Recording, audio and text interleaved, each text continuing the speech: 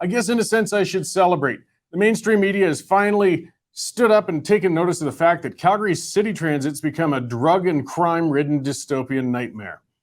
Our state broadcaster, the CBC, sent a reporter out to ride Calgary's trains for a few hours. And she reported on it honestly. She saw chronic open drug use, aggressive addicts, and no less than 3 overdose incidents. Yeah, that's just one ride, guys. Well, one day anyways. In interviewing other riders, she was greeted with a plethora of stories of violence and drug use. People told her they avoid using transit whenever possible. And statistically, it matches up. Reported crime is up 47% on transit just this year. Unreported crimes are surely much harder, but many people have chosen not to ride transit any longer, or if they do, they just put their earbuds in and turn a blind eye into what they see going on around them. Getting on the phone could draw attention to yourself in a dangerous environment. Basically, people riding public transit have adopted a jailhouse mentality of introverted self-preservation. Just keep to yourself. I see nothing. The question I have to ask, though, is what the hell took them so long to notice? This issue didn't just spring up overnight. The horror story of Calgary's transit system is the consequence of willful ignorance on the part of civic officials and the mainstream media for a long time. They just hoped if they buried their heads in the sand long enough, this problem would fix itself. And unsurprisingly, it got worse, and it continues to do so. We've been reporting on this problem with the Western Standard for well over a year now.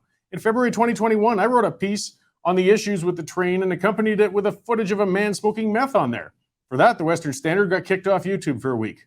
Turns out we're not allowed to show any footage of drug consumption, even when it's directly related to a news story.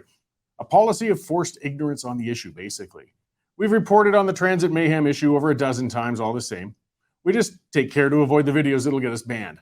People need to see, though, just how bad it's gotten. Most people don't need to go downtown, and most of those who do, understandably, choose not to use transit, so they don't know how bad it is. Sharing videos and images of the mess, we can give people an idea of what it looks like on the trains and in the bus shelters these days. Unfortunately, we're not really allowed. One Calgary city councillor did what none of the other coddled councillors would. He went out and rode the train for a few hours last month.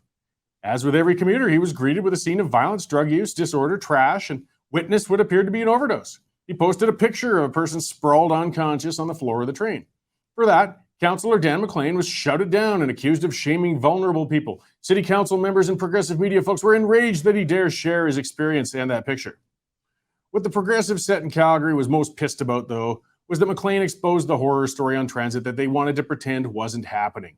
McLean was shattering the illusion of everything being fine. City council is acting like a bunch of children with their fingers screwed into their ears, shouting to avoid hearing what they don't want to hear. Well, it's too bloody bad, kids. You guys are being paid the big bucks to take on the tough issues, and this one's right in your lap, whether you like it or not. Calgary's city administration, much of the council, doesn't even want to admit there's a problem, much less deal with it. The consequences of their inaction on this file are dire, as multi-billion-dollar transit system has been abandoned by citizens and taken over by addicts. Last January, the city of Calgary closed a number of large LRT stations because of the encampments of addicts they weren't willing to handle. They remain closed today. Tax-paying transit riders have to shiver in the rain, wind, and snow while looking at a shuttered, heated station right next to them that they paid for. They still have to deal with the crime-ridden transit system as a whole, too, since closing the stations did nothing to address the problem. The cowardice on the part of city officials on this issue has to come to an end. The city of Calgary either needs to crack down and take back its transit system, or they may as well shut it down altogether, because doing nothing is no longer an option. Homelessness and addiction are complicated issues, and they need to be addressed. Letting an entire transit system turn into a de facto homeless camp and a rolling drug consumption system, though, isn't helping. Cleaning up the transit system is it's going to be a tough and ugly job. Police need resources, not the belittlement and using of defunding that they've gotten from many city council members.